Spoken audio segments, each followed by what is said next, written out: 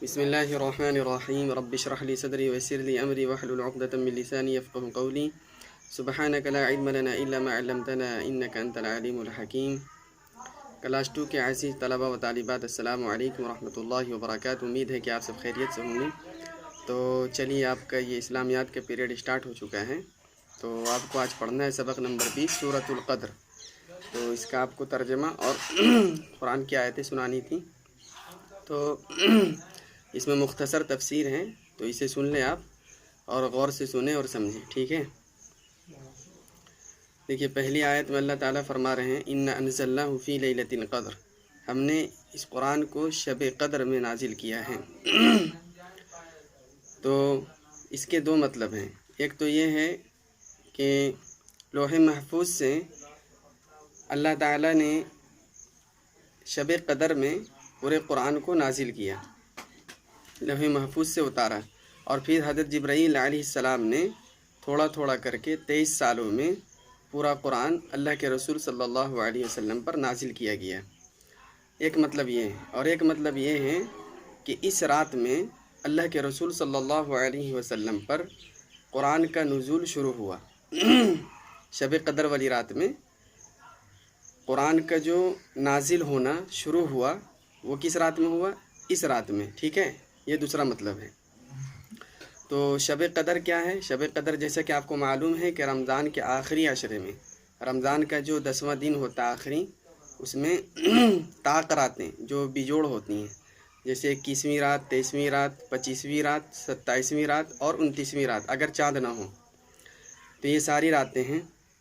تو جیسا کہ اللہ کے رسول صلی اللہ علیہ وسلم کی حدیث ہے کہ شب قدر، اللہ کے رسول فرمائے کہ شب قدر مجھے بتا دیا گیا تھا، مگر 2 لوگ جھگڑے کر رہے تھے تو باہر نکل کر آیا، تو پھر مجھے بھلا دیا گیا۔ تو اس میں بھی کچھ اللہ تعالیٰ کے مقصد ہوں گے بھلا دینے کے۔ تو چلیے، تو ہمیں اب کیا کرنا ہے؟ تو 21ویں رات، 23ویں رات، 25ویں رات، 27ویں رات کو اسے تلاش کرنا ہے۔ آگے اللہ تعالیٰ فرما رہے ہیں وَمَا أَدْرَاكَ مَا لَيْلَةُ الْقَدْرِ، اور تم کیا جانو کہ شب قدر کیا ہے؟ عزت والی رات۔ شب قدر کے معنی عزت والی رات کیا ہے؟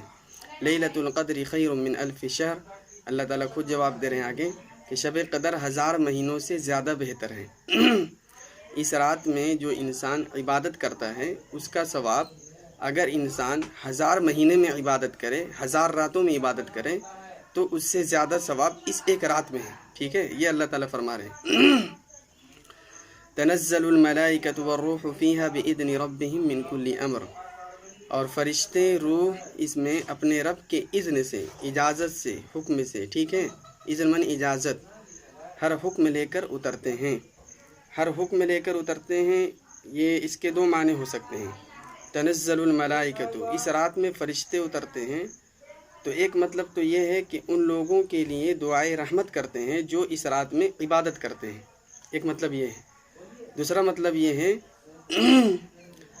کہ اللہ تعالیٰ نے ہر فرشتے کو اس رات میں ہر کام سونپا ہوتا ہے، ہر کام کسی نہ کسی فرشتے کی ذمہ دی جاتی ہے تاکہ وہ اسے مکمل کریں، اور سال بھر کے لیے جو انسان کا عمل ہوتا ہے، جو انسان کے اوپر کرنا ہے، جو انسان کے اختیار میں ہے، اس کو لکھ دیا جاتا ہے، تو اس کام میں فرشتے لگ جاتے ہیں اس رات میں۔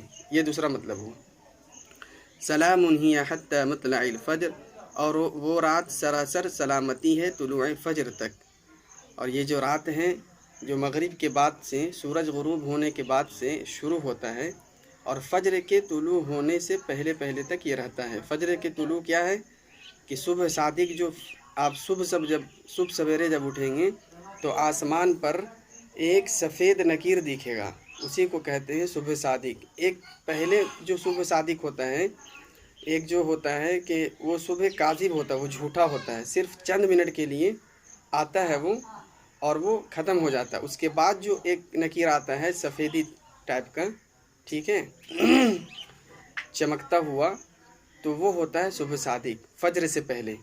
تو اسی وقت تک یہ رات رہتی ہے، اور سورج کے غروب ہونے کے بعد تک، اور یہ پوری رات کیا ہے؟ سراسر سلامتی ہے، سلامتی اور رحمت ہے ان لوگوں کے لیے ہے، سارے لوگوں کے لیے نہیں۔ جو شرابی ہیں، جو جوا کھیلتے ہیں، اس رات میں بھی اگر جو عبادت نہ کرے تو ان لوگوں کے لیے یہ رات عبادت اور رحمت کے لیے نہیں ہے، ان لوگوں کے لیے ہے سلامتی جو لوگ اس رات میں عبادت کرتے ہیں، اپنے گناہوں سے معافی مانگتے ہیں اور اپنے گناہوں پر نادم و شرمندہ ہو کر توبہ کرتے ہیں، یہ ان لوگوں کے لیے سراسر سلامتی ہے۔ ٹھیک ہے، بات سمجھ میں آ گئی ہوگی۔